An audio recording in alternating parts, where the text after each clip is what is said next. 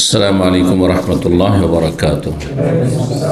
इन्नल हम्दुलिल्लाह नहमदुहु व नस्तईनुहु व नस्तगफिरुहु व नऊज़ु बिल्लाहि मिन शुरूरि अनफुसिना व मिन सय्यिआति अमालिना। मन यहदिहिल्लाहु फला मुदिल्ल लहु व मन युद्लिल फला हादिय लहु। व अशहदु अन ला इलाहा इल्लल्लाहु वहदहु ला शरीक लहु व अशहदु अन्न मुहम्मदन अब्दुहु व रसूलुहु सल्लल्लाहु तआला अलैहि व अला आलिहि व सहबिहि व सल्लम तस्लीमन कसीरा।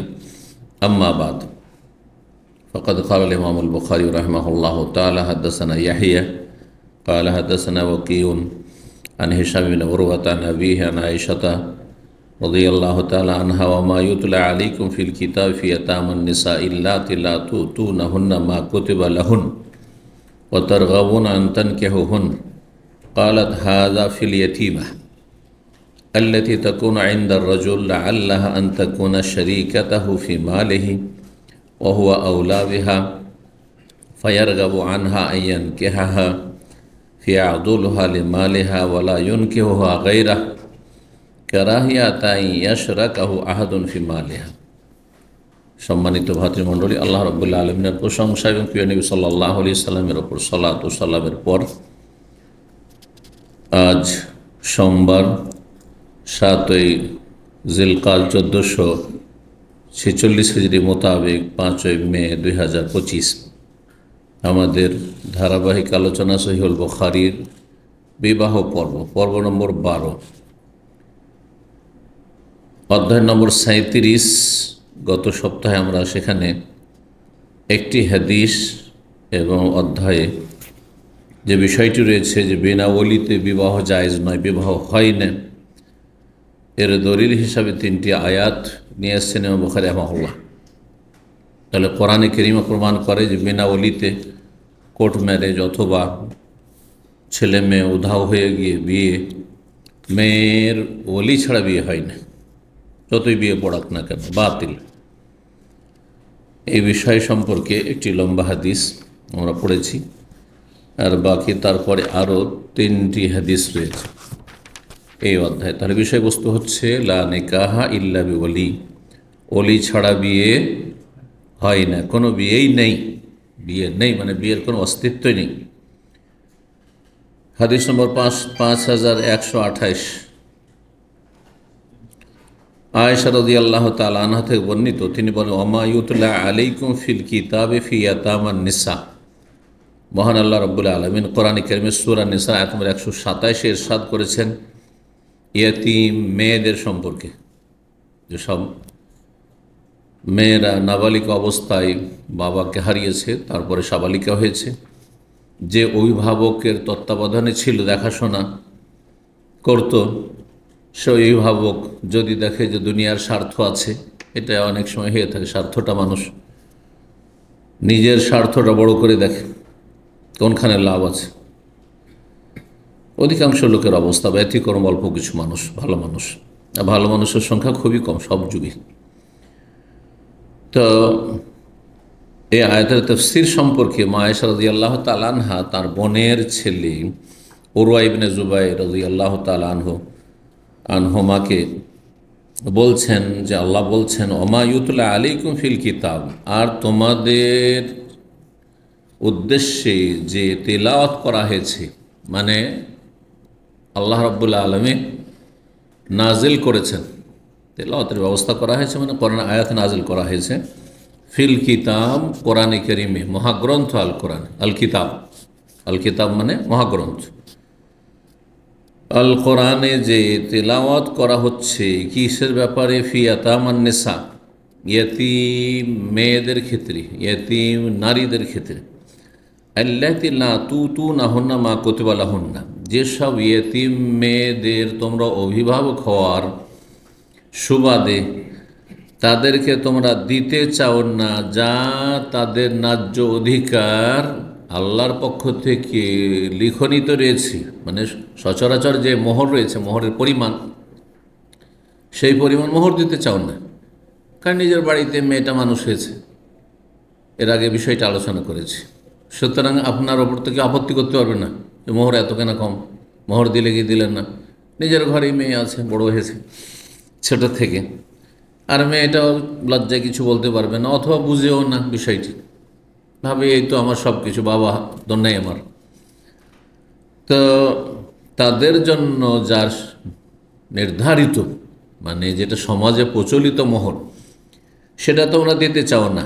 ও তারগাবুনা আন তানকিহুন, আর তোমরা তাদের বিয়ে করার ক্ষেত্রে আনতান তারগাবুনার দুটো অর্থ, দুটোই তাফসীর এখানে হইতে পারে। একটি হচ্ছে তারগাবুনা ফি, এখানে উজ্জ্ব আছে, তাহলে রাগেবা ফি মানে তোমরা তাদের বিয়ের ক্ষেত্রে আগ্রহী কিন্তু ন্যায্য মোহর দিতে চাও না, এটি তাফসীর। মানে নিজের অধীনে যেহেতু নিজের বাড়িতে মানুষ করেছে সে এতিম মেয়েকে, আর এতিম মানেই যে গরিব তা নয়, কিন্তু এতিম দুই রকম, অভাবী এতিম আর বাবা সচ্ছল ছিল, হ্যাঁ, নাবালক ছেলে মেয়ে ছেড়ে দুনিয়াতে বিদায় নিয়ে মারা গেছে। এদের তো ধন সম্পদ যথেষ্ট, কোটিপতি হইতে পারে, পারে না? পারে না? আপনাদের বিগত প্রধানমন্ত্রী কি এতিম ছিল না? ঠিক কিনা? বলছেন না যে আমি এতিম? কারণ যখন নাবালিকা ছিল তখনই বাবা হয়তো মারা গেছে। তো এখান থেকে বোঝা গেল যে ইয়েতিম ছেলে মেয়ে ধনীও হইতে পারে আবার গরিব হইতে পারে। কেন এই কথা বলছি? কারণ আমাদের বাঙালি সমাজে ইয়েতিমখানা, মানে ইয়েতিম মানে সাদকা জাকাত জায়েজ, এটা একেবারে ইসলাম বিরোধী কথা আর ভুল ধারণা, বুঝছেন না? কিন্তু যেহেতু আমাদের দেশে ওই সব ইয়েতিমরাই এতিমখানায় থাকে যারা অভাবী ঘরানার, সেই জন্য হয়তো এই সেন্সে মানে মানুষ ভুল বুঝতে শুরু করেছে। এতিম মানে গরিব আর এতিমখানা মানে গরিবখানা।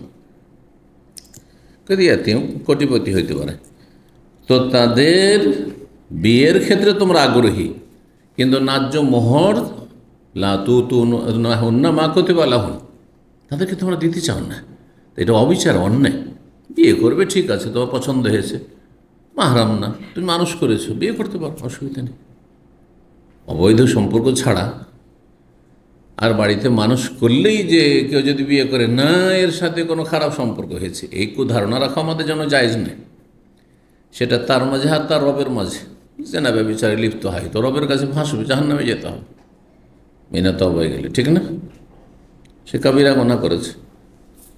আর না হলে পর্দার মধ্যে রেখেও, হ্যাঁ, সে মেয়েগুলোকে মানুষ করেছে, সাবালিকা হয়েছে, তখন পর্দা করেছে, সেটা হইতে পারে, সম্ভব। জি, কিন্তু এরকম পরহেজগার লোক আজকাল পাওয়া তো মুশকিল। তবে পাওয়া যাবে না এমন কথা নাই। আর সাহাবায়ে কেরামের জামানে সবাই আল্লাহ আল্লাহ দিনদার পরহেজগার ছিলেন।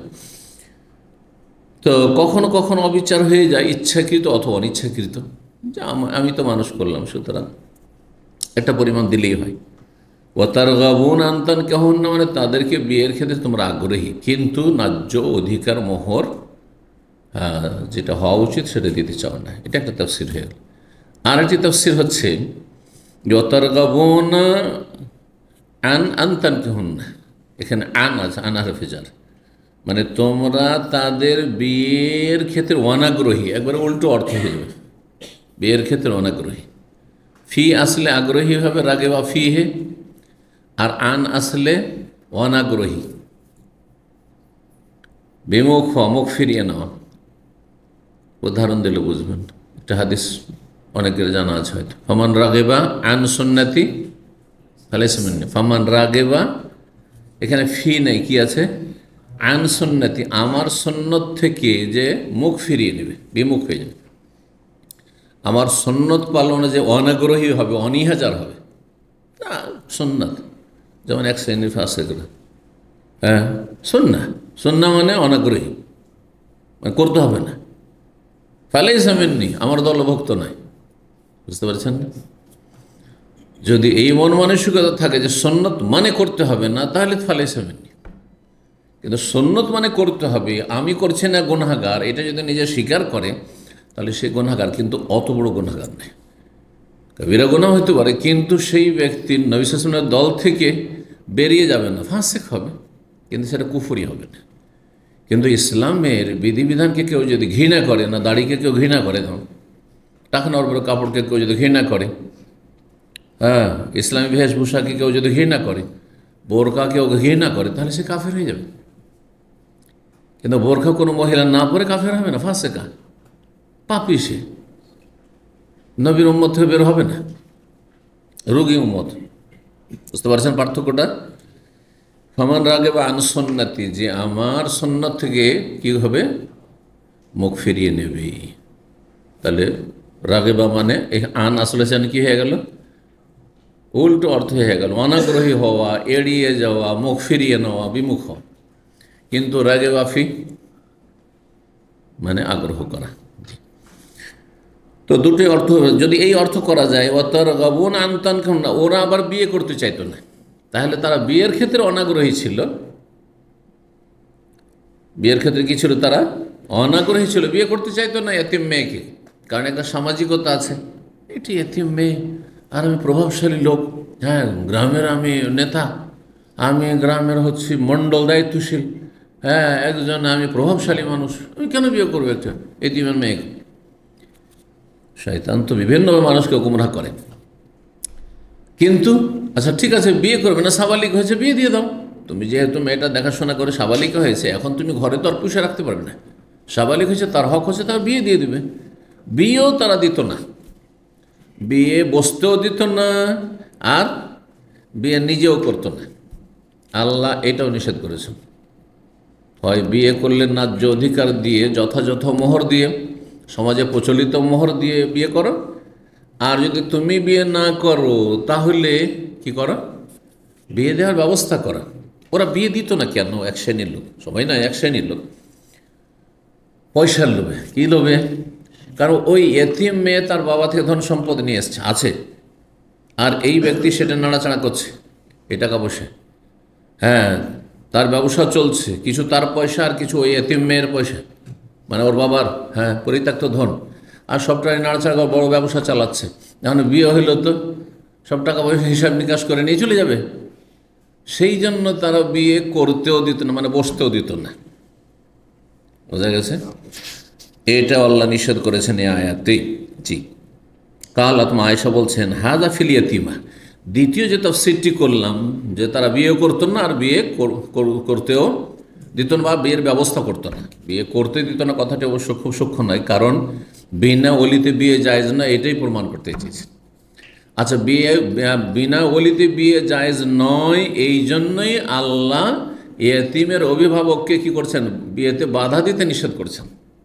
বিনা ওলিতে যদি বিয়ে জায়েজ হতো, তাহলে ইয়েতিমের যে অভিভাবক, তার বাধা দেওয়ার কোনো প্রশ্নে ওঠে না, তাই না? একা মেয়ে গিয়ে যে কোনো ছেলেকে পছন্দ করে বিয়ে বসে যেতে পারে। বুঝতে পারছেন না?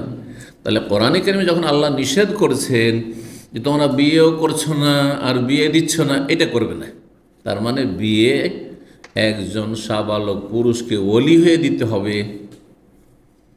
যদি নিজের নিকট আত্মীয়কে ওলি থাকে তাহলে তো ভালো কথা। ইয়েতিম মেয়ে, তার বাপ নেই, তার দাদাও নেই, তার ভাইও নেই, তার চাচাও নেই, তার আত্মীয় স্বজন চাচা তো ভাইও নেই, তাহলে তার অভিভাবক এখানে সে বলি যে তাকে মানুষ করেছে, প্রতিপালন করেছে, তার নেতৃত্বে যেহেতু রয়েছে, ওই যে শাসক হিসাবে, তো তাকে বিয়ে করতে পারমিশন দাও, কারণ তোমার অধীনে আছে, অন্য লোক এসে বিয়ে দিতে পারবে না গায়ের জোরে। তুমি বলে আমি মানুষ করেছি, তোমার কি এখানে? জি, তো বলছেন মা আয়েশা, এই বিষয়টি নাজেল হয়েছে ফিল ইয়াতিমা, ইয়াতিম কন্যা সম্পর্কে, আল্লাতি তাকুন ইনদার রাজুল, যেই ইয়েতিম মেয়েটি কোনো পুরুষ অভিভাবকের কাছে সে প্রতিপালন হচ্ছিল, লাআল্লাহান তাকুনা শারিকাতাহু, আর এরও সম্ভাবনা ছিল যে সেই মেয়েটির যেহেতু বাবার থেকে ধন সম্পদ পেয়েছে, সেই মেয়েটি তার পার্টনার শরিক ছিল ফি মালি, ধন সম্পদে, মানে ব্যবসা বাণিজ্য, দুজনের পয়সায় চলছে, অভিভাবক আর ওই এতিম মেয়ে। ওহো আউলা বিহা, আর সে হচ্ছে সবচেয়ে নিকটবর্তী, কারণ সে ছোট থেকে তাকে প্রতিপালন করেছে, দেখাশোনা করেছে। ফায়ার গাবু আনহা, এই যে ইয়ার গাবু আনহা, সুতরাং সে অনাগ্রহে বিয়ে করতে, মেয়েটি সুন্দরী না, আবার এতিম মেয়েটি যে সুন্দরী হতো, আবার ওখানে করতো কি, সুন্দরী হলে বিয়ে করে নিত, সুন্দরী নয় বিয়ে করবে না, তো অন্য কেউ বিয়ে করবে। হ্যাঁ, এমনও কেউ আছে যে ওর জন্য সুন্দরী শর্ত নাই, কেউ পয়সার গরজে বিয়ে করতে পারে, যে মেয়েটা যেন পয়সা হয়তো বিয়ে করেনি, আছে না নেই? তো সেটা বিয়েও বসতে দিত না। তো বলছে তার ক্ষেত্রে অনাগ্রহী ছিল আইয়ান কিহা বিয়ে বসতে, মানে বিয়ে করতে, আর বিয়ে করতেও তো ফাইয়াদে লোহা, আর তাকে বিয়েতে বাধাও দিত, বিয়ে করতে বাধাও দিত। কেন বাধা দিত? লেমা লেহা, যেহেতু তার ধন সম্পদ আছে, টাকা পয়সাগুলি বেরিয়ে চলে যাবে, অনেক চাচা আছে, অনেক মামা আছে, যে এতিম মেয়ের, হ্যাঁ, যে মেয়েটিকে দেখাশোনা করছে ওই মামা অথবা চাচা বিয়ে হইতে দেয়নি, কারণ টাকা পয়সা নাড়াচাড়া করছি, হ্যাঁ, নয় ছয় করছে, খাচ্ছে, আমোদ ফুর্তি করছে এতিম মেয়ের টাকা নিয়ে। ওয়ালায়ুন কেউ আগাই রাহু, আর অন্য কোনো ছেলের সাথে বিয়েও দিয়ে দিচ্ছে না। তাহলে বোঝা যাচ্ছে যে অভিভাবককে বিয়ে দিয়ে দিতে হবে, বিনা অলিতে বিয়ে হয় না। এই কথাটি প্রমাণ করতে চাইনি হাদিস থেকে। কেন সে বিয়ে দিচ্ছে? নিজেও বিয়ে করছেন না, আবার অন্য জায়গায় বিয়ে করতেও দিচ্ছে না। কেন? কারাহিয়াতা, এই বিষয়টিকে অপছন্দ করে, মানে সে মেনে নিতে পারছে না, আইয়াশরাকাহু আহাদুন ফি মালিহা, যে সেই ইয়েতিম মেয়েটির ধন সম্পদে অন্য কেউ শিয়ার বসিয়ে দিক, শরীক হয়ে যাক, নিয়ে যাক। এই জন্য তাহলে এই হাদিস থেকে আমরা যেটা জানলাম যে ইয়েতিম মেয়ের ক্ষেত্রে দুটো খারাপ আচরণ ছিল। একটি খারাপ আচরণ ছিল যে দেখতে সুন্দরী, একটি অবস্থা, সুন্দরী তখন বিয়ে করতে চাইতো তার, হ্যাঁ, সৌন্দর্য দেখে, কিন্তু ন্যায্য মোহর দিতে চাইতো না, সেই জন্য আল্লাহ নিষেধ করেছেন। ন্যায্য মোহর দিলে বিয়ে করতে পারো, সুন্দরী পছন্দ হয়েছে বিয়ে করো, কিন্তু ন্যায্য মোহর দিই। আর একটি অবস্থা হচ্ছে যে সুন্দরী নেই, অসুন্দরী, হ্যাঁ, আর পয়সা আছে, তখন মেয়েটিকে বিয়ে করতে চাইতো না। কিসের জন্য? যে সুন্দরী নয়। আর মেয়েটির অন্য জায়গায় বিয়ে বসতে দিত না, কিসের জন্য?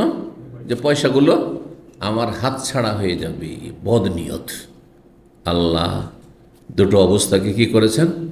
হারাম করেছেন, নাজায়েজ করেছেন। 5129 নম্বর হাদিস। হাদিস বর্ণনা করছেন সালেম বিন আবদুল্লাহ, তার পিতা আবদুল্লাহ বিন ওমর রাদিয়াল্লাহু তাআলা আনহু থেকে, তিনি বলেন আন্না ওমর হিনা তাইয়ামত, আবদুল্লাহর দাদা, আবদুল্লাহর বাপ হচ্ছে ওমর, আর সালেমের দাদা হচ্ছে আমিরুল মুমিনিন ওমর বিন খাত্তাব রাদিয়াল্লাহু তাআলা। দ্বিতীয় খলিফা, তার মেয়ে ছিল হাফসা, নবী সাল্লাল্লাহু আলাইহি ওয়াসাল্লাম সহধর্মিণী। হাদিসের আগে গিয়েছে কিন্তু, হিনা তাইয়ামাত হাফসা, তো যখন হাফসা বিনতে ওমর কি হলেন? বিধবা হইলেন, স্বামী মারা গিয়েছিল। কার থেকে বিধবা? মিন ইবনে হোজাফা সাহমি, আবদুল্লাহ বিন হোজাফা সাহমি, হ্যাঁ, এ যখন মারা গেল স্বামী। ওকান মিন আসহাবিন নবী সাল্লাল্লাহু আলাইহি ওয়াসাল্লাম মিন আহলে বদর, আর এই ব্যক্তি মানে ওমরের জামাই, হাফসার স্বামী, এটা হচ্ছে শুদ্ধ বাংলা। আর আপনাদের আঞ্চলিক বাংলা হচ্ছে আমার মেয়ের জামাই। মেয়ের জামাই কোনো বাংলাই নাই, ডিকশনারিতে খুঁজে পাবেন না। এবার বুঝতে পারছেন না? শুদ্ধ বাংলা শিখেন, আর আঞ্চলিক বলেন, অসুবিধা নেই, আপনি বুঝবেন, আপনার অঞ্চলের লোকেরা বুঝবে।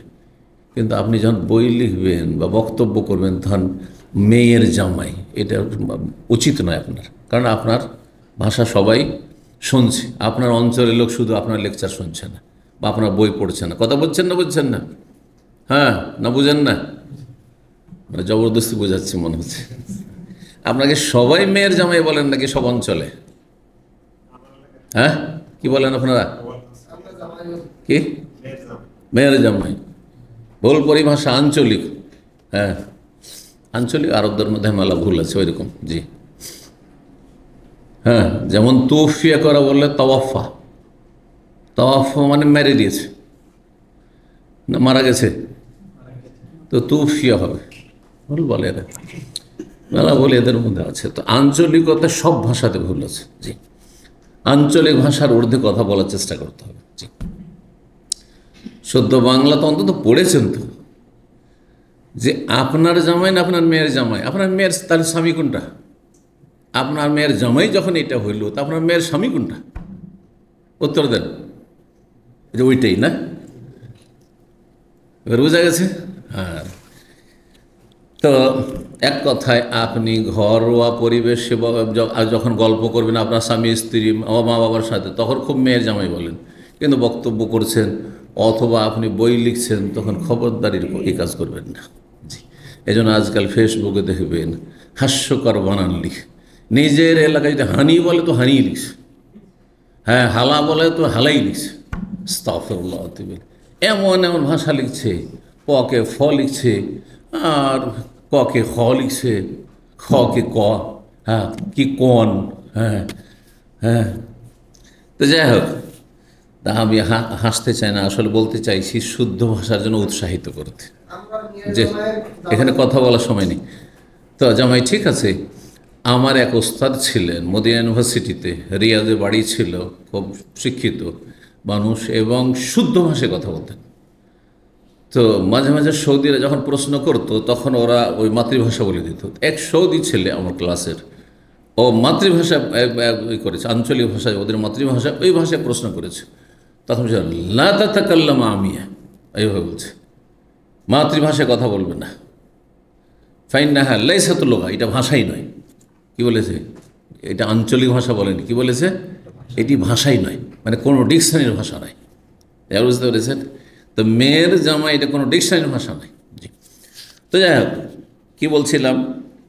তো ওমর রাদিয়াল্লাহু তাআলা আনহুর জামাই মারা গিয়েছিল, হ্যাঁ, মেয়ের জামাই মারা গেছিল, এই কথা বলবেন না, বুঝা গেছে না? জি, এই ছিল ইবনে হুযাফা সাহাবী, নবী সাল্লাল্লাহু আলাইহি ওয়াসাল্লামের সাহাবী ছিলেন, মিন আহলে বদর, আর বদরে 313 জনের অন্যতম ছিলেন। তুফিয়া বিল মদিনা, মদিনায় ইন্তেকাল করে, এই যে তুফিয়া, কিন্তু আর তাদের মাতৃভাষায় ফুলানুন তওফা, আরে তওফা হুল্লাহ, আল্লাহ ওয়াফাত দিয়েছেন আর উনি ওয়াফাত পেয়েছেন, এবার বুঝা গেছে? জি। ফাকাল ওমর, ওমর রাদিয়াল্লাহু তাআলা আনহু বললেন যে আমার মেয়ের তো বিয়ে দিতে হবে, কারণ মাথার বোঝা, সুবহানাল্লাহ, যদি মেয়ের তালাক প্রাপ্ত হয়ে যায়, বয়স হয়েছে, বা বিধবা হয়ে যায়, তাহলে আরও মাথার ব্যথা। কি করবেন আপনি? মেয়ের বাবাই ভুক্তভোগী, সে বুঝে, এগুলো বাইরের মানুষ বুঝবে না। বা বয়স হয়ে চলে যাচ্ছে, ভালো ছেলে পাচ্ছেন না, এই জন্য বেশি পড়ার নামে লেট করতে নেই। এই পড়াচ্ছি মেয়েকে পড়াচ্ছি, মেয়ে বিয়ে করতে চায় না, মেয়ে বিয়ে করতে চায় না, মেয়ে কি বুঝে ভবিষ্যৎ? আপনি বুঝেন, 18 বছরে বিয়ে দেন, 18 থেকে 22-এর মধ্যে 4 বছর মধ্যে বিয়ে দিয়ে শেষ করেন, না হইলে অনুতপ্ত হবেন, লজ্জিত হবেন, লাঞ্ছিত হবেন, কষ্ট পাবেন, মুসিবতে ফাঁসবেন। জি, আল্লাহ হেফাজত করুন। জি, আল্লাহ সহজ করুন ভালো মানুষদের জন্য, অনেক সময় পাওয়া যায় না, আল্লাহ সহজ করুন, দোয়া করতে হয় যেন রবের কাছে। ওমর রাদিয়াল্লাহু তাআলা আনহু তখন তলাশ করতে লাগলেন যে কাকে আমি এই মেয়েটা তুলে দিই, বিধবা মেয়ে। ওমর বলছেন ওসমান বিন আফফানের সাথে আমি মোলাকাত করলাম, ফারাজতু আলাইহি, তার সামনে নিজের মেয়েকে পেশ করলাম, কোনো লজ্জা নেই, এটাকে বলেছি, কোনো লজ্জা নেই, মেয়ের পক্ষ থেকে প্রস্তাবে। এটা আমাদের দেশের ইসলাম বিরোধী সামাজিকতা, এমন সামাজিকতা গ্রহণযোগ্য না যেটা ইসলাম বিরোধী। যেমন ছেলে পক্ষ প্রস্তাব দিতে পারে, তেমন মেয়ে পক্ষ প্রস্তাব দিতে পারে, বিয়ে না হইলে কোনো লজ্জা শরমের বিষয় নেই। ও যেমন মান সম্মান চলে গেল, বললাম একটা কথা রাখলো না, না জরুরি নয় রাখবে, কোনো মাইন্ড করবেন না, এটা ইসলাম। জি, ফাকুলতু, তখন আমি বললাম, ইনশিতা আনকাহতুকা হাফসা, ওসমান তুমি যদি চাও তো হাফসার তোমার সাথে বিয়ে দিয়ে দিচ্ছি। ফাঁকা আল্লাহ, তখন তিনি সরাসরি আনুজরফি আমরি, আচ্ছা বিষয়টি নিয়ে আমি চিন্তা করি, 2-1 দিন সময় দেন। ফালাবেস্ত লাইয়ালিয়া, বলছেন ওমর, ফালাবেস্ত সুম্মা লাকিয়ানি ফাকাল বাদালি আল্লাহ আতাজাউমি হাদা ফালাবেস্ত, উসমান বলছেন যে আমি কয়েক রাত পার করলাম, চিন্তা ভাবনায় যে বিয়ে করবো না, স্ত্রী আছে। তাহলে বোঝা গেল যে শুধু স্ত্রী না থাকলে বিয়ে করবে এমন কথা নয়। আজ যেই লোক অবিবাহিত তাকেই শুধু জামাইয়ের জন্য খুঁজবেন, যদি দেখেন যে আমার মেয়েকে যদি অবিবাহিত খুঁজতে থাকি, অথচ আপনার মেয়ে তালাকপ্রাপ্ত, আপনার মেয়ে বিধবা, আপনার মেয়ের 35 বছর বয়স হয়েছে, 30 পার হয়ে গেছে, আর বলছেন না না না এখন আমি কি চাই, কুমার ছেলে চাই, অবিবাহিত ছেলে চাই, কোথায় পাবেন আপনি? তো বলছেন কয়েক রাত আমি এইভাবে অবস্থান করলাম, সুম্মা লাকিয়ানি, তারপর আমার সাথে সাক্ষাৎ করলেন ওমর, দেখা হলো। ফাকালা, তারপরে বলছেন বাদালি, উসমান বলছেন আমার জন্য যে বিষয়টি এখন সুস্পষ্ট, আল্লাহ তাজাওয়াজা ইয়াউমি হাযা, এই সময়কালে আমি আর বিয়ে করব না। ফাকাল ওমর বলছে ফালাকিতাও, তারপর আবু বকরের কাছে গেলাম, যে উসমান তো রাজি হলো না, তো দেখি সিনিয়র সাহাবী তাহলে আবু বকর, তাকে দেখি। ফাকুল, তো তাকে বলেন ইনশিয়াতা, তুমি যদি আনকাহতুকা হাফসারে তোমার বিয়ে দিয়ে দিই, কিন্তু তিনি ওই হাও বলেনি, নাও বলে, নীরব থেকে গেছিলেন, তাতে বেশি মনে কষ্ট পেয়েছিলেন। লম্বা হাদিসের আগে চলে গেছে। আর তারপরে আবু বকর রাদিয়াল্লাহু পরে বললেন যে ঘটনায় আসলে এরকম ছিল। পরে কার সাথে বিয়ে হইল?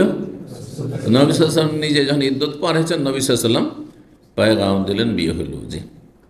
তো অনেক সময় কোনো জায়গা থেকে বিয়ে নাকচ হলে আপনি মনক্ষুণ্ণ রাগ করছেন, আল্লাহ এর চাইতে ভালো রেখেছেন আপনার জন্য। এটা কেন বিশ্বাস হয় না?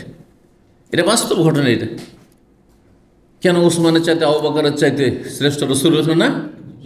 হ্যাঁ, তাহলে তা কোনো জায়গাতে যদি না হয়ে যাবে তো মন খারাপ করলে হয়তো আর পাবেন না আপনি, অথবা আল্লাহর একটা বালা মুসিবত আসবে। তো কেন মন খারাপ করলে? আমার ফয়সালাতে তকদিরে কেন মন খারাপ করলে তুমি? কিন্তু যদি আপনি সবর করেন যে আল্লাহ, যখন এইখানে যেখানে আমি চেষ্টা করলাম বা যেখানে ভালো মনে করছিলাম না হয়ে গেল, আল্লাহ তুমি এতেই হয়তো কল্যাণ রেখেছো, আমাকে কল্যাণ দাও, যেমন চাইবেন আল্লাহ তেমন দেবেন। এই হাদিসটা এটাও মশলা ইস্তেমাত হয় যে কোনো কিছু ছুটে গেলে যদি আল্লাহর ওপর ঈমান আর তাওয়াক্কুল আর ধৈর্য থাকে, তাহলে কি হবে? আল্লাহ উত্তম বিকল্প দেবেন, উত্তম বিকল্প দেবেন। 5130 নম্বর হাদিস। হাদিস বর্ণনা করছেন হাসান রাদিয়াল্লাহু তাআলা ক্বালা ফালা তা'দুলুহুন্না ক্বালা হাদাসানি মাকিল ইবনে ইয়াসার আন্নাহা নাযালাত ফি। হাসান বলছেন ফালা তা'দুলুহুন্না, আল্লাহ কোরআনে বলছেন মেয়েদেরকে বিয়ে বসতে বাধা দিও না, মেয়েদেরকে বিয়ে বসতে বাধা দিও না। তাহলে বোঝা গেল যে মেয়েদেরকে বাধা দেওয়ার অধিকার কে রাখে? ওলি রাখে। তাহলে বোঝা গেল ওলি ছাড়া বিয়ে হয় না। যদি বাধার কোনো মূল্যই না থাকে, ওলি ছাড়া বিয়ে হয়ে যায়, তাহলে আল্লাহ কেনই বলবে বাধা দিও না? তুমি বাধা দিলেই বাকি, হ্যাঁ, তোমাকে কে বুঝে? বলতে না। কিন্তু আল্লাহ বলছেন না, বাধা দেওয়ার অধিকার আছে, এই জন্য নিষেধ করা হচ্ছে, তুমি বাধা দিও না। বিয়ে যখন করতে চাইছে তোমার মেয়ে, ছেলে কোনো একটা ছেলেকে পছন্দ করি, বা আগের স্বামীকে, ঘটনা ছিল আগের স্বামীকে তালাক হয়েছে, তখন মেয়ের বাবার খুব রাগ হয়েছে, তুই আমার মেয়েকে তালাক দিস, বা আমার বোনকে, আসলে মাকরুম ইয়াসার বোন ছিল, তো ভগ্নিপতির খুব রাগ হয়েছে যে তুই আমার বোনকে তালাক দিয়েছিস, তোকে কত সুন্দর করে আমার এক বোনটা দিলাম, তো ওর ঘরে আর ফিরতে দেবো না। কিন্তু আগের স্বামীর দিকে একটা টান আছে, বিয়ে বসতে চাই, সে ইদ্যত পার হয়েছে, নতুন করে 3 তালাক হয়নি, 1 তালাক 2 তালাক হয়েছিল, সুতরাং সে বিয়ে বসতে চাই। তো আল্লাহ বলছেন ওখানে বাধা দিও না। তোমার বোন বা তোমার মেয়ে যেখানে পছন্দ করছে, আর সেই ছেলের মধ্যে যদি প্রকাশ্য বড় কোনো বাধা না থাকে, বেনামাজি হলে অবশ্যই তো আপনি মেয়ের কথা শুনবে না, বোনের কথা শুনবে না। যদি মুশরিক হয়, মাজার পূজারী, অবশ্যই তার কথা শুনবে না। নাস্তিক হয় তাহলে অবশ্যই শুনবে না। মদখোর হয় তাহলে অবশ্যই শুনবে না যে মদখোরকে বিয়ে দেবে। খনি হয় তো অবশ্যই শুনবে না, খনির সাথে তোমার কেন বিয়ে দেবে? কথা বুঝতে পেরেছেন? কিন্তু বাহ্যিক সব থেকে ফরজ ওয়াজিব ঠিক আছে, বাহ্যিক কোনো হারাম কাবিরা গুনাহ ওই রকম দেখতে পাচ্ছি না। ছোটোখাটো গুনাহ থাকতে পারে, বা এমনিও কাবিরা গুনাহ কিছু আছে, কিন্তু এইরকম বড় কাবিরা, জেনা ব্যভিচারও নয়, আর মদও নয়, এই ধরনের নয়। হ্যাঁ, তো কারণ যদি আপনি এত বাছাই করেন যে আমি, সবাই কি বাছাই করে পাবেন খুঁজে? এই মশলা এই জন্য বলছি, আজকাল যদি আমাদের মুসলিম, হ্যাঁ, ধার্মিক লোকের বাছাই করুক, ওরা আশা করছে যে পেয়ে যাবে, সেই জন্য আলহামদুলিল্লাহ পেয়েও যাচ্ছে। কিন্তু সবাই যদি বাছাই করেন যে আমি দাড়ি মুন্ডাকে মেয়ে দেবো না, বন দেবো না, টাকার নিচে কাপড় দেখলে দেবো না, তাহলে আজকাল 99 কেন 1999 ফেল, পাবেনই, খুঁজে যাবেন, ঠিক কিনা? তাহলে এইসব ক্ষেত্রগুলিতে কনসিডার করতে হবে। কিন্তু বেনামাজির ক্ষেত্রে কোনো কনসিডার না। যেসব অপরাধগুলির কথা বলে কাবিরা গুনাহ একবারে, যেগুলো নোংরামি, নামাজ নেই, দিন কিসের দিন আছে নামাজ নেই, শিরিক করে, মাজারে সিজদা করে, কি হিন্দু আর মাজার পূজারি কি পার্থক্য করেছে? কোনো পার্থক্য নেই। নাস্তিক আল্লাহর দুশ্মন আর ইহুদি নাসার কি পার্থক্য করেছে? কোনো পার্থক্য নেই। বরং নাস্তিক ইহুদি নাসার চেয়ে জঘন্য। বুঝতে পেরেছেন? সুতরাং এত সহজ বিষয় নয় বিয়ের বিষয়টিকে একবারে যেখানে যেইভাবে ইসলাম আপনাকে দিক নির্দেশনা দেবে ওইভাবে আপনাকে পালন করতে হবে। সব ক্ষেত্রে শক্ত হওয়া যাবে, কিছু কিছু ক্ষেত্রে ছাড় দেওয়ার সুযোগ আছে, কিন্তু কিছু কিছু ক্ষেত্রে এমন আছে মোটেই সুযোগ নেই ছাড় দেওয়ার। 5130 নম্বর হাদিস, ওই হাদিস বলছেন ফালা তা'দুলুহুন্না হাদাসানি মাকিল, মানে মাকিল এসে বলছে আন্নাহা নাযালাত ফি, এই আয়াতটি জানো আমার ব্যাপারে নাযিল হয়েছে, নিজে বলছে। কালা, ঘটনা কি ছিল? জাওয়াজ তো উখতান লিমিন রাজুল, আমার এক বোনের বিয়ে দিয়েছিলাম এক পুরুষের সাথে। ফাতাল্লাকা, সেই পুরুষ সেই লোক আমার বোনকে তালাক দিয়ে দিল। হাত্তা ইজাত ইদ্দাত, যখন ইদ্যত পার হয়ে গেল, মানে এক তালাক দিয়ে 3 মাসিক পার, ইদ্যত পার, তালাকের জি। যা ইয়াখতুবুহা, ইদ্যত পার হওয়ার পরে সে আবার প্রস্তাব দিতে আসছে যে আমি ভুলই করেছিলাম, তো এখন আবার আমি বিয়ে করতে চাই আপনার বোনকে। ফাকুল তোলা, তখন মাকিল বিন ইয়াসার বলছেন, আমি তখন ওই লোকটিকে বললাম, জাওয়াজতুকা, নিমক হারাম, তুমি আমার বোনের বিয়ে দিলাম তোমার সাথে, কত সম্মান কো। আফরাশতুকা, তোমার জন্য আমি আমার বোনকে বিছানা স্বরূপ দিলাম, অর্থাৎ তুমি তার সাথে সহবাস করলে, মিলিত হইলে। ও আকরামতুকা, তোমাকে সম্মান করলাম, মান সম্মান দিলাম আমার পরিবারে। অনেকে শ্বশুর পরিবার তার চেয়ে বেশি সম্মানিত হয়েছে এই পরিবারে বিয়ে করে, আছে না নেই? তো বলছেন যে তোমাকে সম্মানিত করলাম। ফাতাল্লাক তাহা, আর তুমি তার বদলা এই দিলে যে তুমি আমার বোনকে তালাক দিলে। সোম্মা জেতা, আবার তালাক দেওয়ার পরে তুমি এসেছো তাখতুবা, আবার প্রস্তাব দেওয়ার জন্য, পয়গাম দেওয়ার জন্য। লা আল্লাহ, না না, মোটেই না, আল্লাহর কসম করে বলছি, লা তাউদু ইলাইকা আবাদা, জীবনে কখনো আমার বোন তোমার ঘরে ফিরে যাবে না। শক্ত হয়ে গেছে একবারে।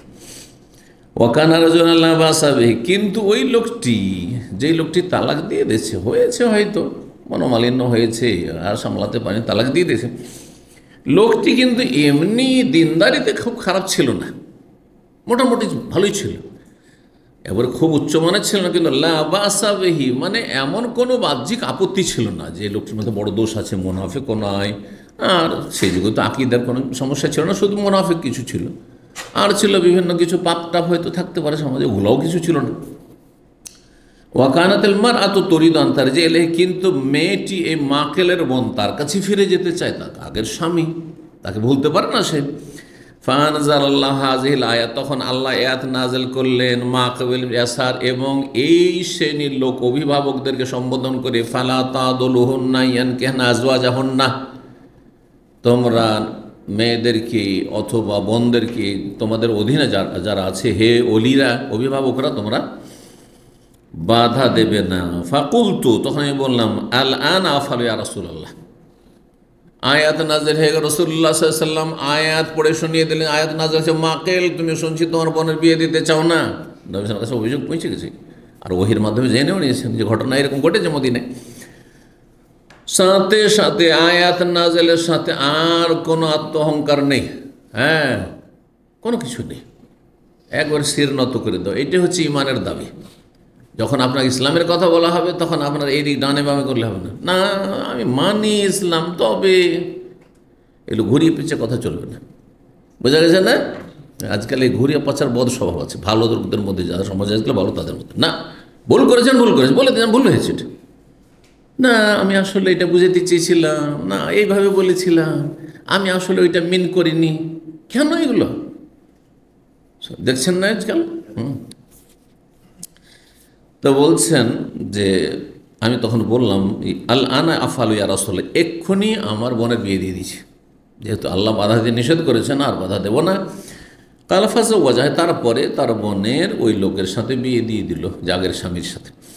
38 নম্বর অধ্যায় বলছেন, বাবুন, এই অধ্যায় হচ্ছে এজা কানাল ওয়ালি হুয়াল খাতিব, এই অধ্যায় হচ্ছে অভিভাবকই যদি প্রস্তাবদাতা হয়, মানে যে ওলি সেই যদি বলে আমি বিয়ে করব, তো কাকে প্রস্তাব দিবে? প্রস্তাবটা তো ওলির কাছে দিতে হবে, তাই না? ঠিক কিনা? যে প্রস্তাবদাতা, প্রস্তাব দিত কাকে? মেয়ের, হ্যাঁ, অভিভাবককে। তো নিজে অভিভাবক আর নিজে বিয়ে করো, হতে পারে না? পারে না? আরে বাপ না হয় বিয়ে করতে পারে না, নিজের ভাই বিয়ে করতে পারে না, নিজের চাচা বিয়ে করে, চাচাতো ভাই বিয়ে করতে পারে না, আর চাচাতো ভাই বলি হবে। বাপও নেই, দাদাও নেই, ছেলেও নেই, নিজের ভাইও নেই, সৎ ভাইও নেই, কিন্তু আর চাচাও নেই, চাচাতো ভাই আছে। একজন মহিলা আছে যার কি আছে? চাচাতো ভাই আছে, কি ওলি হবে? চাচাতো ভাই ওলি হবে না? সেই বলি। এখন সে বিয়ে দিবে আর তারই পছন্দ, কি করবে তাহলে? ইমাম বুখারী মাসলা বলছে।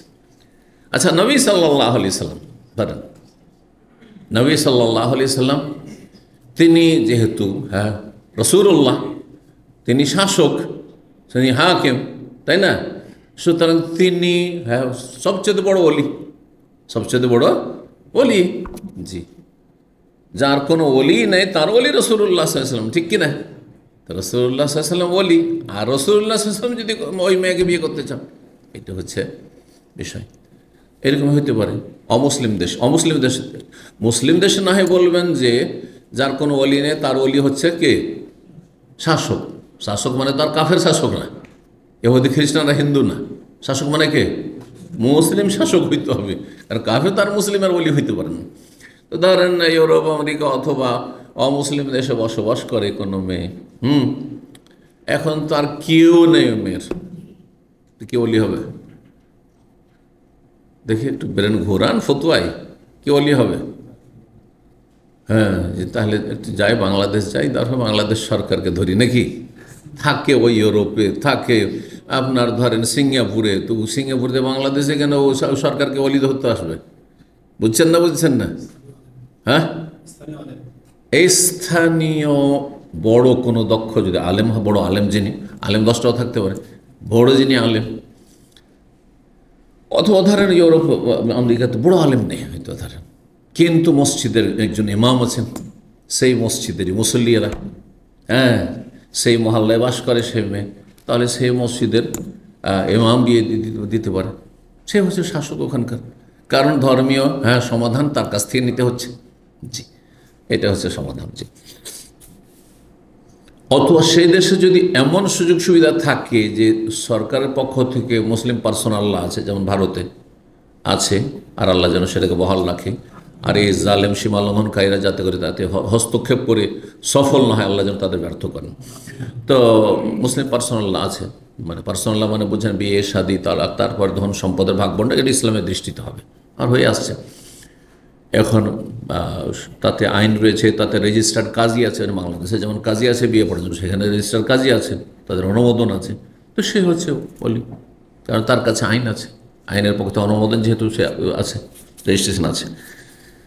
তো ওলি যদি পেগামদাতা হয়, এখানে দুই একটা ঘটনা সাহাবায়ে কেরামদের বর্ণনা করেছেন, বলছেন ওয়াখাতাবাল মুগীরা বিন শুবা ইমরাতান, মুগীরা বিন শুবা প্রখ্যাত সাহাবী, তিনি একজন মহিলাকে পেগাম দিলেন, প্রস্তাব দিলেন বিয়ের জন্য, আর ওই মহিলা তার নিকটাত্মীয় ছিল, হুয়া আউলান্নাস বিহা, আর সমস্ত মানুষদের মাঝে সে সবচাইতে বেশি নিকটাত্মীয় ছিল।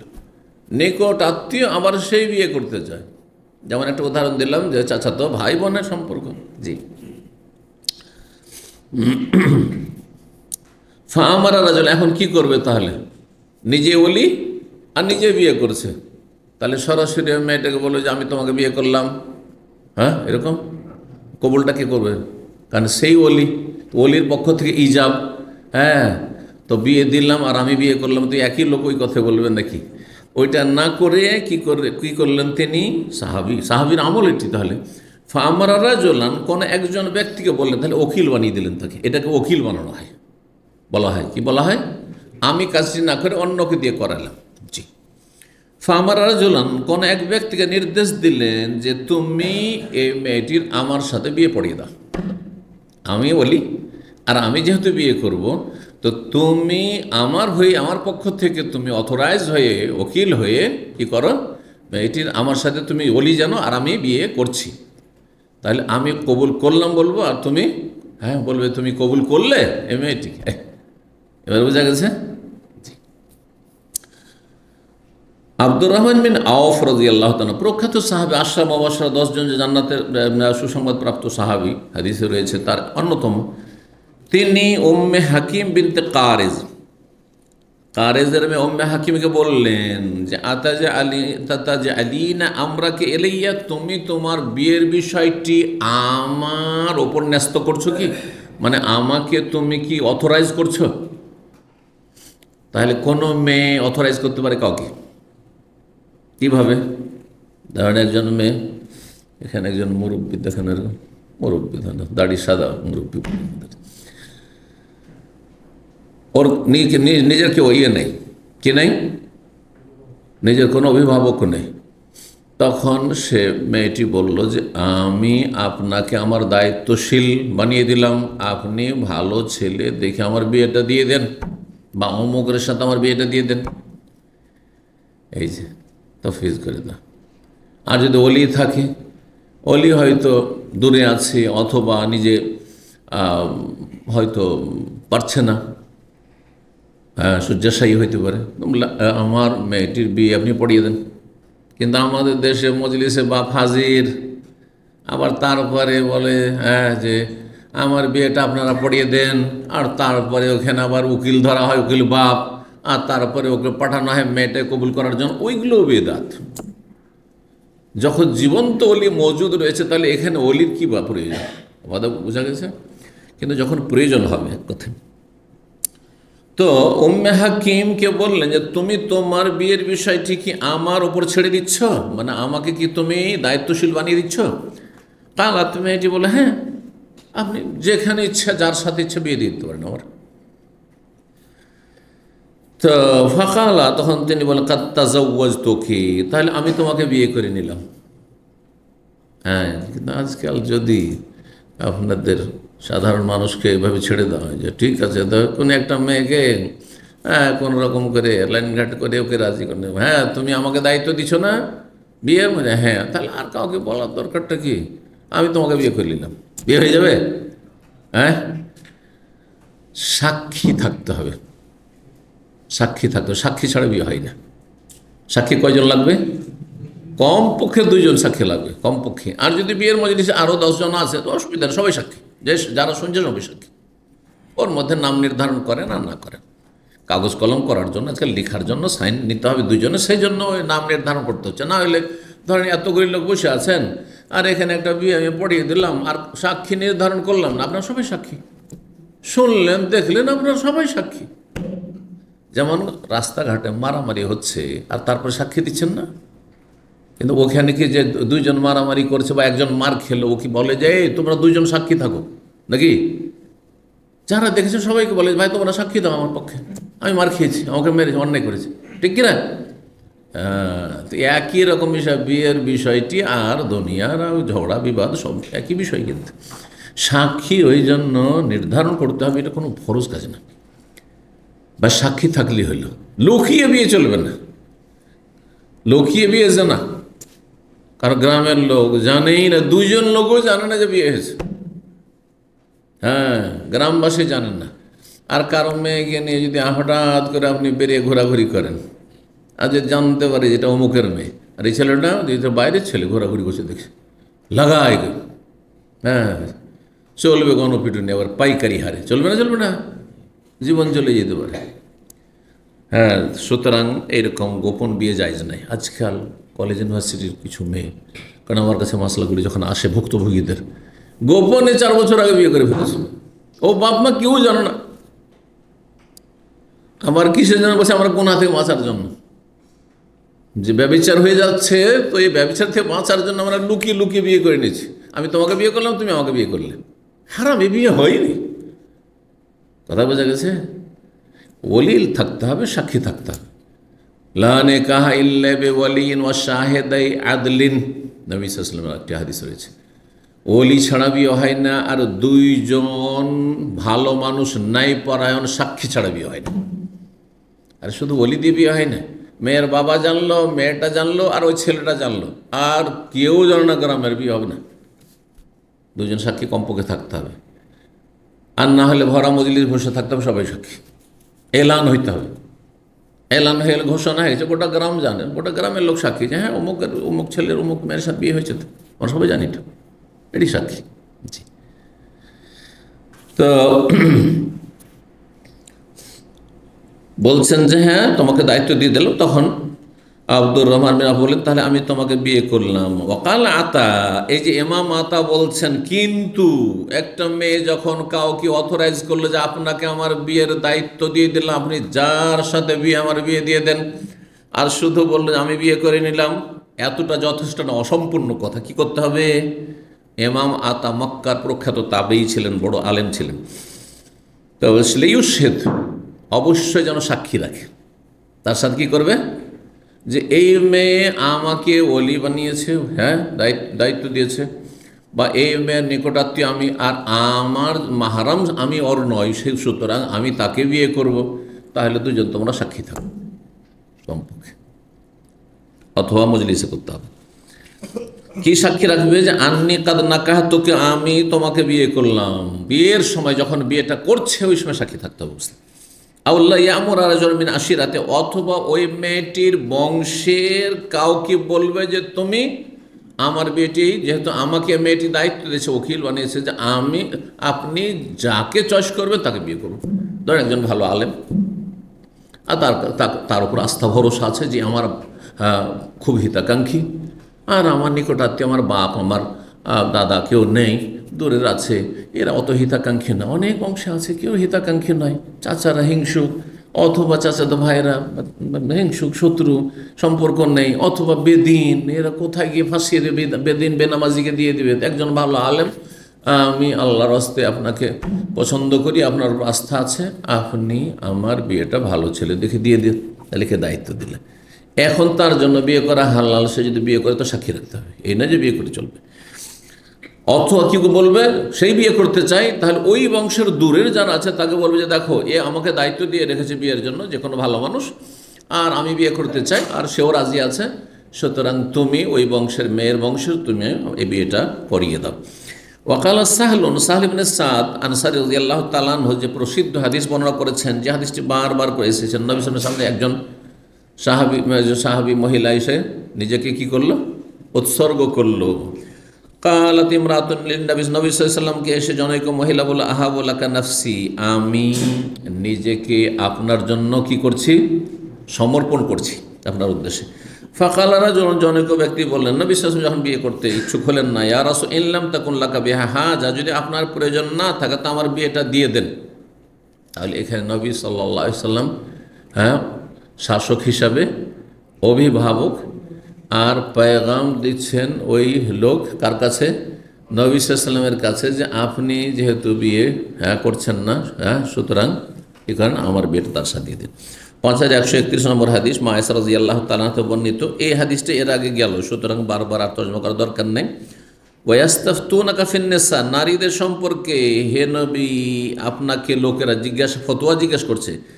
কুলিল্লাহু ইফতিকু ফিহিন্না, হে নবী বলে দাও যে আল্লাহ তোমাদেরকে নারীদের বিষয়ে ফতোয়া দিচ্ছেন, মাসলা বলছেন। সূরা নিসা আয়াত 127। সেটা কি, এতিম মেয়ে কারো কাছে লালিত পালিত হয়েছে, আর তার পয়সা আছে, পয়সাটা সে হাতে রাখতে চায়, সেজন্য বাইরে বিয়ে দিচ্ছেন না, আর তার আগ্রহ নাই তাকে বিয়ে করার, অথবা যে আর একটি অর্থ বললাম সেটা। ফানাহাহুমুল্লাহ, আল্লাহ নিষেধ করেছেন, আল্লাহ বাধা দিতেও নিষেধ করেছেন, বিয়ে দেওয়ার ব্যবস্থা করো, আর না হলে তুমি বিয়ে করলে ন্যায্য মোহর দিয়ে বিয়ে করো। 5132 নম্বর হাদিস বর্ণনা করেছেন ওই সাহল ইবনে সাদ। এই হাদিসটি কতবার এলো, কিন্তু বিভিন্ন মাসলা তার দ্বারা প্রমাণিত, সেই জন্য এক এক জায়গায় এক একটি মাসলা প্রমাণ করার জন্য নিয়ে এসছেন। বলছেন সাহাবী আনসারী সাহল ইবনে সাদ, আমরা নবী সাল্লাল্লাহু আলাইহি ওয়াসাল্লামের কাছে বসেছিলাম, ফাজাআত ইমরাতুন, জনৈক মহিলা আসলো, তারিযু নাফসা আলাইহি, আর এসে নিজেকে নবী সাল্লাল্লাহু আলাইহি ওয়াসাল্লামের পেশ করলো, কি আমাকে আপনি বিয়ে করতে পারেন ইয়া রাসূলুল্লাহ। ফাখাফাযা ফিহাল বাসার ওয়া রাফাহু, নবী সাল্লাল্লাহু আলাইহি ওয়াসাল্লাম ওপর থেকে নিচে দেখলেন, আর নিচে থেকে ওপর দিকে এইভাবে দেখলেন, বিয়ে করার জন্য যতটা দেখতে হয় এইভাবে দেখলেন। ফালাম ইউরিদহা, কিন্তু তিনি বিয়েতে ইচ্ছুক হলেন না, এরাদা থেকে ইউরিদহা, ইচ্ছুক হলেন না। ফাকার রাজুল মিন আনসাবি, সাহাবা ইকরামদের একজন বলে, যাওয়াজনি হে রাসূলুল্লাহ, তাহলে আমার সাথে বিয়ে দিয়ে দেন, আপনি বিয়ে না করবেন, গরিব মানুষ ছিল। কাল আইন্দাকা সেই মিন সেই, কিছু আছে? কাল মাইন্দি মিন সেই, কিচ্ছু নেই। কাল ওয়ালা খাতাম মিন হাদির, লোহার একটি আংটিও নেই। কাল ওয়ালা খাতাম মিন হাদির, লোহার একটা আংটিও আমার কাছে নেই। ওয়ালাকিন আশুক কবরুদাতি হাজি, এই যে আমার চাদর বা লুঙ্গিটি আছে, এটি আমি ফেড়ে অর্ধাঅর্ধি করে আমি অর্ধেক রাখছি, আমার ইজ্জতটা ঢাকবো, আর অর্ধেকটা দিয়ে দিচ্ছি। ফাউতিহান নিসফ ওয়া আখুযুন নিসফ, এই মহিলাকে আমি অর্ধেকটা দিচ্ছি আর আমি অর্ধেকটা রাখছি। কাল আল্লাহ, এটা চলবে না, এইটা দিয়ে কেমন করা হবে? হ্যাঁ, তোমার ইজ্জত থাকবে না, না হয় ওরও ইজ্জত থাকবে না, তো কী হবে? অসম্পূর্ণ কাপড় দিয়ে। হাল মাকা মিনাল কোরআন, তোমার কাছে কিছু কোরআন আছে, মানে কোরআন মুখস্থ আছে সেই? কালা নাম। কালা ইযহাব যাও ফাকাদ যাওয়াজতুকাহা বিমা মাকা মিনাল কোরআন, তোমার কাছে যে কোরআন আছে সেই কোরআনের বিনিময়ে তার বিয়ে তোমার সাথে দিয়ে দিলাম। অন্যরা ফাআল্লিমহা, যাও তাকে গিয়ে সূরাগুলি শিখে মুখস্থ করিয়ে দাও, শিখিয়ে দাও। তালিম, তাহলে তালিম মোহর হইল, হ্যাঁ, শিক্ষা মোহর হইল। তো শিক্ষা মোহর হইতে পারে, কারণ শিক্ষার একটা মূল্য আছে, বরং পয়সা দিয়ে শিক্ষা কিনে পাওয়া যায় না। শিক্ষা দেওয়া তো যায়, কিন্তু এলেমকে ধরে রাখা যায় না।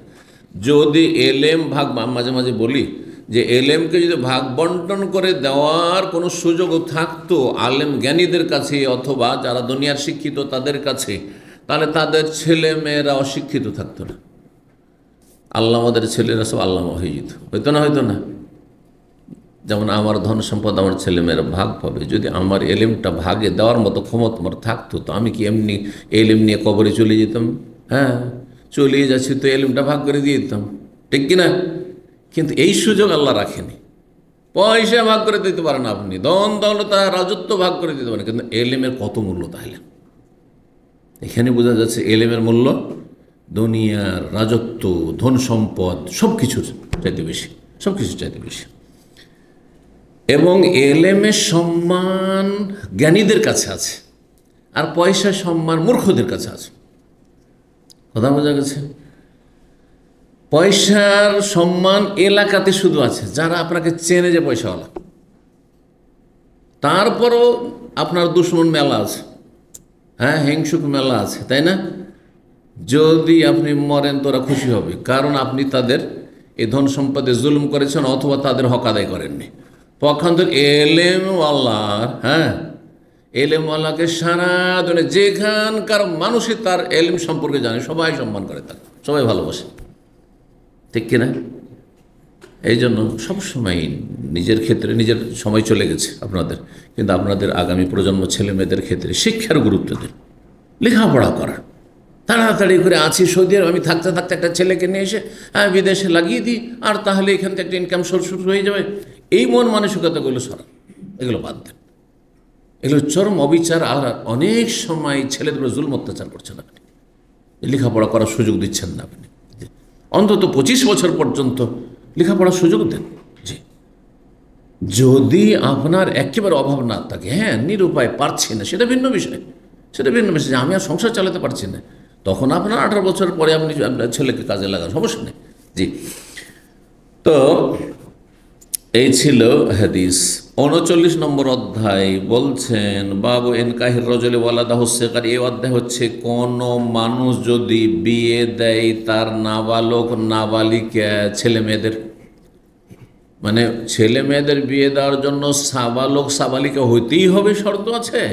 যেমন আজকালকার সরকারদের মানবরচিত বিধানে বলছে, ইসলাম বিরোধী বিধানে বলছে, নাকি ইসলামে নাবালক ছেলে মেয়েদের বিয়ে দিতে পারে?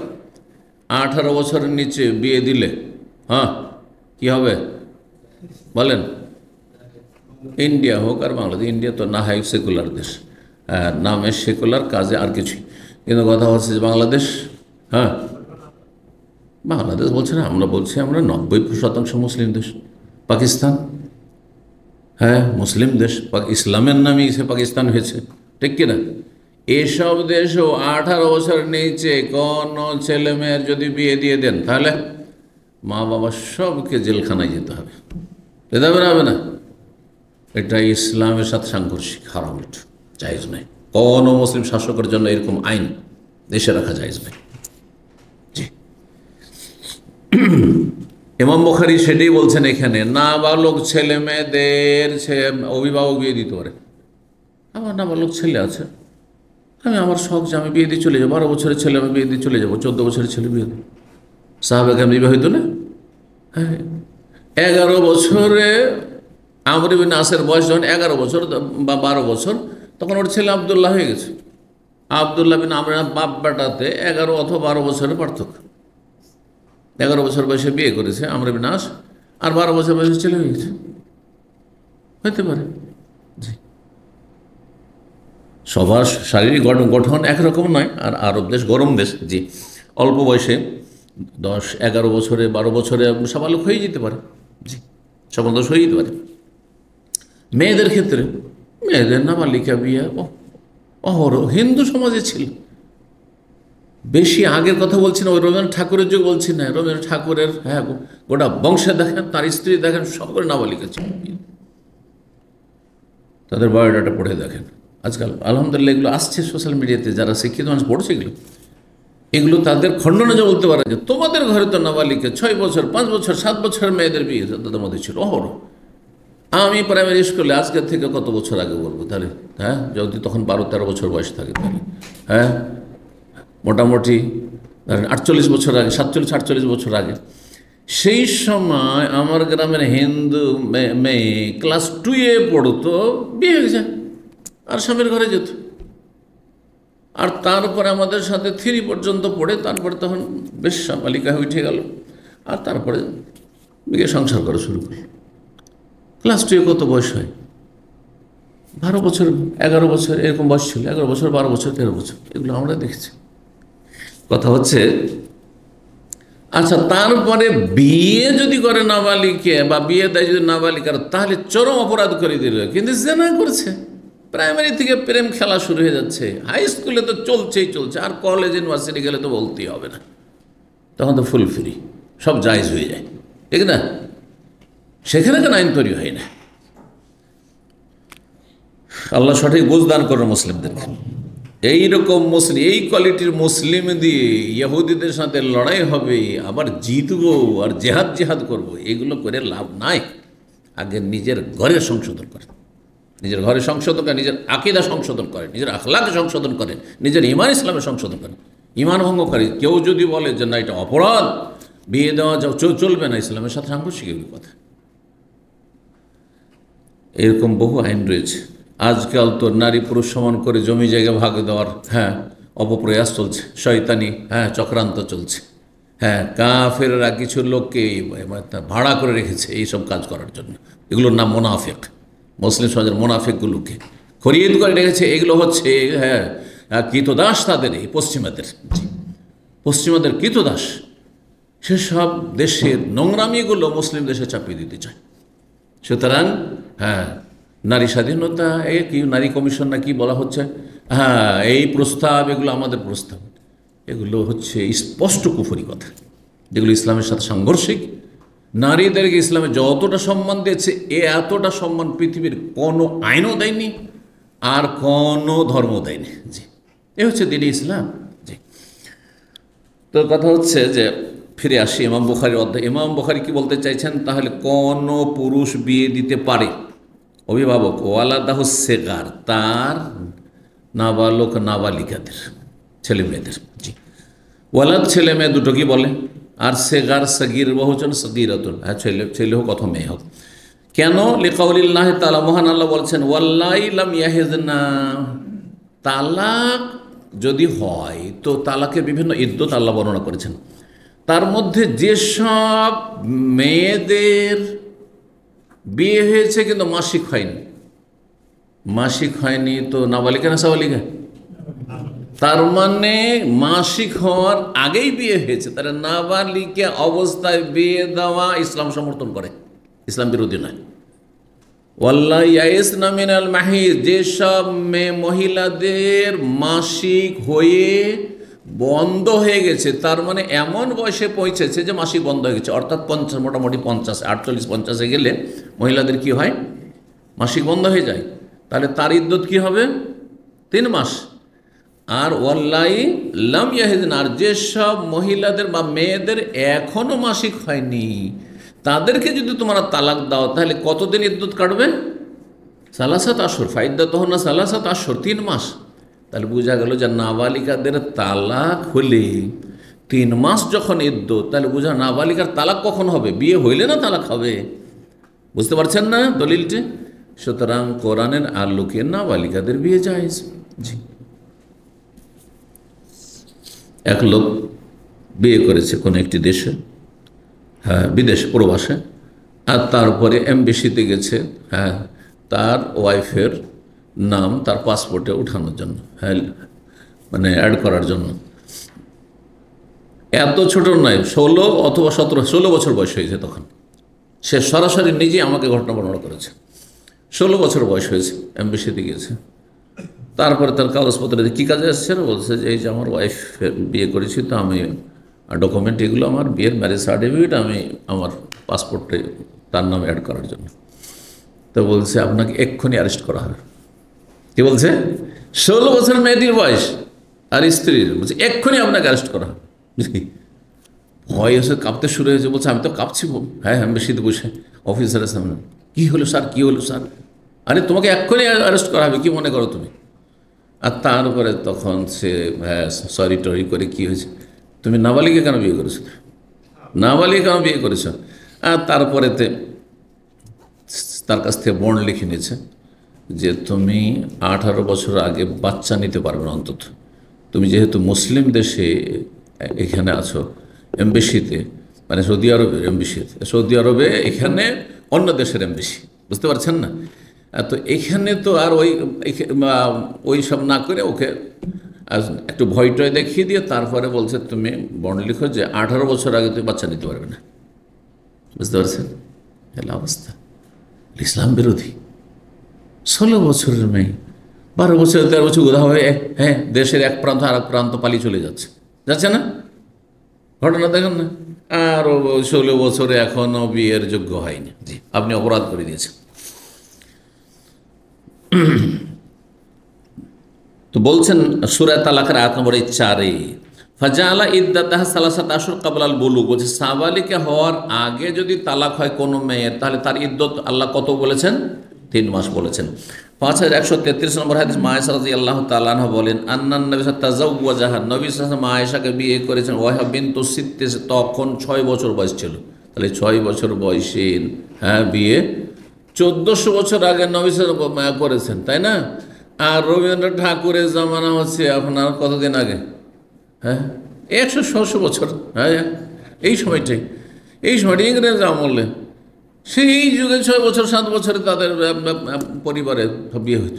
জি, আর বাচ্চা 2টো 4টা নয়, মোটামুটি 10টা বাচ্চা হইতো, তারও বেশি হইতো, 12টা 13টা 14টা বাচ্চা হইতো। জি, তো উদখিলাত আলাইহি, আর মায়েশাকে নবী সাল্লাল্লাহু আলাইহি ওয়াসাল্লামের ঘরে উঠিয়ে দেওয়া হয়েছে, মানে বাসর করানো হয়েছে। ওয়াহিয়া বিনতু তিসিন, তখন 9 বছর বয়স। তো 9 বছরে সাবালিকা হয়েছে। সাবালিকা নাবালিকা অবস্থায় বিয়ে হয়েছে, আর সাবালিকা না হওয়ার আগে তো আর বাসর হইতে পারে না। তো সাবালিকা হয়েছে 9 বছর। 9 বছরে সব মেয়ে হবে না, কিন্তু অনেক মেয়ে সাবালিকা হইতে পারে। যদি দেখা যায় 9 বছরে কোনো মেয়ের মাসিক হয়ে গেছে, তাহলে সাবালিকা হয়ে গেছে, স্বামীর কাছে যাওয়ার যোগ্য হয়েছে। আমি এখানে এক ফ্যামিলি জানতাম ইন্ডিয়ার, আমার খুব ঘনিষ্ঠ মানুষ ছিলেন উনি, যদি উর্দু ভাষী ছিলেন, কিন্তু ফতোয়া আমার কাছে নিতেন উনি। তো উনি হঠাৎ করে একদিন টেলিফোন করছেন যে আমার মেয়ের তো মাত্র 9 বছর বয়স আর ব্লিডিং শুরু হয়েছে, তো আমি কী করতে পারি? তাই বলে এটা মাসিক? হ্যাঁ মাসিকের রঙই তো মনে হচ্ছে। তাহলে হ্যাঁ মাসিক হইতে পারে, ও তো জানা না, সাধারণ মানুষ যদি ব্যবসা বিজনেস করে, তাহলে হ্যাঁ হতে পারে। জি, 9 বছর বয়সে মা আয়েশা রাদিয়াল্লাহু তাআলা আনহা আর বাসর হয়েছে, সুতরাং মাসিক হতে পারে। জি, ওয়ামাকাসাত ইনদাহু তিসান, আর তারপরে বিয়ের পরে 9 বছর অবস্থান করেছেন। 9 বছর বয়সে হ্যাঁ বাসরে গিয়েছেন, আর 9 বছর তার সাথে সংসার করেছেন রাসূলুল্লাহ সাল্লাল্লাহু আলাইহি ওয়াসাল্লাম। তাহলে কত বছর বয়স ছিল তখন? ইন্তেকালের সময়, নবী সাল্লাল্লাহু ইন্তেকালের সময় 18 বছর বয়স ছিল। 40 নম্বর অধ্যায় এটা দিয়ে শেষ করছে। বলছেন বাবু তাজউইজিল আবি ইবনাতাহু মিনাল ইমামি, অধ্যায় হচ্ছে কোন বাবা যদি তার মেয়েকে শাসকের সাথে বিয়ে দেয়। এটা একটা মশলা জানতে হবে, কারণ প্রত্যেকটা মশলার দলিল যদি না থাকে, আর একজন ধরেন আলেম, হ্যাঁ কোনো দেশের আলেম ধরেন দেশের মুসলিম শাসকের সাথে, রাষ্ট্রপতির সাথে বিয়ে দিয়েছে, অথবা প্রধানমন্ত্রীর সাথে বিয়ে দিয়েছে, হ্যাঁ অথবা উপদেষ্টার সাথে বিয়ে দিয়েছে, দুনিয়াদার দেখো না রাষ্ট্রপতির সাথে ও মুখ হুজুর বিয়ে দিতে গেছে, বলতে পারে না, না কোনো দর্শনীয় না। ওর যদি পছন্দ হয় দিতে পারে, কিন্তু মুসলিম হইতে হবে, নাস্তিককে দেওয়া যাবে না, মুশরিককে দেওয়া যাবে না। কথা বুঝছেন না? জি। তো কোনো বাবা যদি মেয়ের বিয়ে দেয় এমামের সাথে, মানে মসজিদের এমাম নয়, বড় এমাম। এমামত হচ্ছে 2 রকম ইসলাম, একটা হচ্ছে এমামতে ওজমা কুবরা বড় এমামত, আর একটা হচ্ছে ক্ষুদ্র এমামতে সুগরা ক্ষুদ্র এমামত। ক্ষুদ্র এমামত কোনটি? এই মসজিদের ওই যে 8 মিনিট নামাজ পড়াবেন 4 রাকাত, অতটুকু পর্যন্ত এমাম, তারপরে এমাম নাকি? এমাম হলে তো বসেই থাকতেন ওর পিছনে, হ্যাঁ, বা ওর পিছনে পিছনে ওর বাড়ি যেতেন, খালাস সালাম ফেরা হয়ে গেল আর এমাম শেষ। কিন্তু সরকার, আপনি যতদিন ওই দেশে আছেন আর ও যতদিন ওই রাষ্ট্রনায়ক আছে ততদিন আপনার এমাম, ঠিক কিনা? তো এমামাতে কুবরা, শাসকের সাথে বিয়ে দাও। ওমর রাদিয়াল্লাহু তাআলা আনহু বলছেন, খাতাবান নবী আলাইয়া হাফসা, নবী সাল্লাল্লাহু আলাইহি সাল্লাম হাফসার জন্য আমার কাছে প্রস্তাব পাঠিয়েছেন। ফানকাহতু, তখন আমি তার সাথে বিয়ে দিয়েছি। তো নবী সাল্লাল্লাহু আলাইহি সাল্লাম হচ্ছেন এমামে আজম, মানে শাসক, হ্যাঁ, মদিনার শাসক। আর ওমর রাদিয়াল্লাহু তাআলা আনহু মেয়ের বাবা, তিনি ওলি হয়ে শাসকের সাথে বিয়ে দিয়েছেন। তিনি যদি বিয়ে দিতে পারেন তো আপনিও দিতে পারেন, কিন্তু হ্যাঁ, সেই শাসক যেমন নামাজি হইতে হবে। এইটা নয় যে বেনামাজি আর নাম মুসলিম শাসক, না না না, নামাজি হইতে হবে, মাজার পূজা মুক্ত হইতে হবে, নাস্তিকতা মুক্ত হইতে হবে, কুফরি মুক্ত হইতে হবে, মুসলিম হইতে হবে প্রকাশ্যে, হ্যাঁ, নোংরামি না থাকে। কারণ খবিসের জন্য আপনার মেয়ে যদি দিনদার, আপনি যদি দিনদার মানুষ, কেন আপনি খবিসের সাথে বিয়ে দেবেন? যে চরিত্রহীন একটা জেনাকারীর সাথে মোটেই দিবেন না আপনি।